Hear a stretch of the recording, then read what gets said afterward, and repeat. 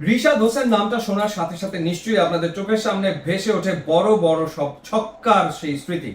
শ্রীলঙ্কার বিপক্ষে তৃতীয় টি-20তে সিলেটের মাটিতে তার সেই 30 বলে 53 রানের বিধ্বংসী ইনিংস, যেখানে তিনি ছক্কা মেরেছিলেন 7টা।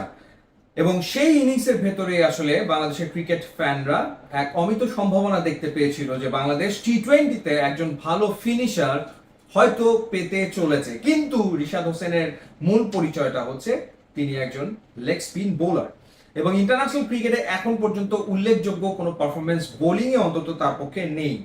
ওয়ানডেতে 3টা ম্যাচ খেলেছেন, 3 ম্যাচ খেলে তিনি উইকেট নিয়েছেন মাত্র একটা, এবং টি-20তে এখন পর্যন্ত 9 ম্যাচে তার 6 উইকেট। এবং রিশাদ হোসেন আসলে বোলিংটা কেমন করেন আগামী দিনগুলোতে সেই দিকে সবাই তাকিয়ে রয়েছে। ব্যাটিংটা তার কাছ থেকে আসলে বাড়তি পাওয়া, সেটা আসলে বাড়তি পাওয়া।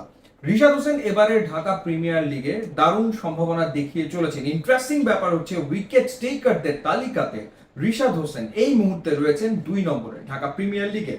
তিনি এখন পর্যন্ত উইকেট নিয়েছেন 23টা, 26 উইকেট নিয়ে 1 নম্বরে রয়েছেন ফাস্ট বোলার রুয়েল মিয়া, এবং তিনি 12 ম্যাচে নিতে সক্ষম হয়েছেন 26 উইকেট। সো রুয়েল মিয়া দারুণ পারফর্ম করছেন, কোনো সন্দেহ নেই।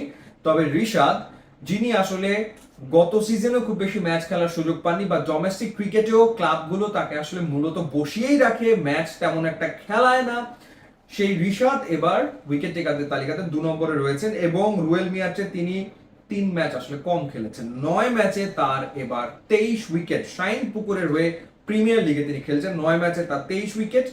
কতটা ভালো বোলিং তিনি করছেন সেটা যদি একটুখানি ব্যাখ্যা করি, 66.5 ওভার এখন পর্যন্ত বোলিং করেছেন লিগে, রান দিয়েছেন 265 এই 66.5 ওভারে, এবং তার ইকোনমি রেট হচ্ছে 3.96, হুইচ ইজ সুপার, 4-এরও কম। এবং তার বেস্ট বোলিং এখন পর্যন্ত 49 রানে 5 উইকেট, 4 উইকেট নিয়েছেন তিনি দুবার, 5 উইকেট নিয়েছেন এখন পর্যন্ত একবার।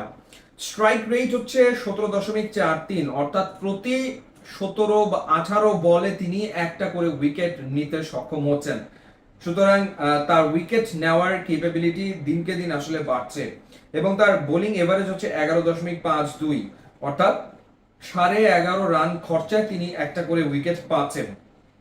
সাধারণত বলা হয়ে থাকে যে লেগ স্পিনার একটুখানি এক্সপেন্সিভ হয়েই থাকেন, তারা রান দেন কিন্তু উইকেট নেন, কিন্তু রিশাদ এবারে লিগে যেটা করছেন, তিনি উইকেট নিচ্ছেন টপ, কিন্তু সেভাবে রান দিচ্ছেন না, যেটা আসলে খুবই ভালো সাইন, কারণ সামনেই আসলে তো টি-20 ওয়ার্ল্ড কাপ। এবং কেন রিশাদের এই পারফরমেন্সটা বাংলাদেশের জন্য খুবই গুরুত্বপূর্ণ, খেলা তো হবে ক্যারিবিয়ানে টি-20 ওয়ার্ল্ড কাপ এবং একই সাথে আমেরিকাতে।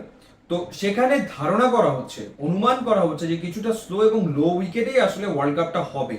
আর ওরকমটা যদি হয়ে থাকে, একটু যদি স্লো উইকেটে ওয়ার্ল্ড কাপটা হয়, তাহলে আপনি নিশ্চিত থাকতে পারেন রিশাদ হোসেনের 4টা ওভার বাংলাদেশের জন্য খুবই গুরুত্বপূর্ণ হতে যাচ্ছে বলে আমার ধারণা। তার ব্যাটিংটা বাংলাদেশ দলের জন্য প্লাস হবে, কিন্তু মূল কাজ তার বোলিং, এবং সেই বোলিং এর এবারের লিগে রিশাদ দারুণ পারফর্ম করে চলেছেন।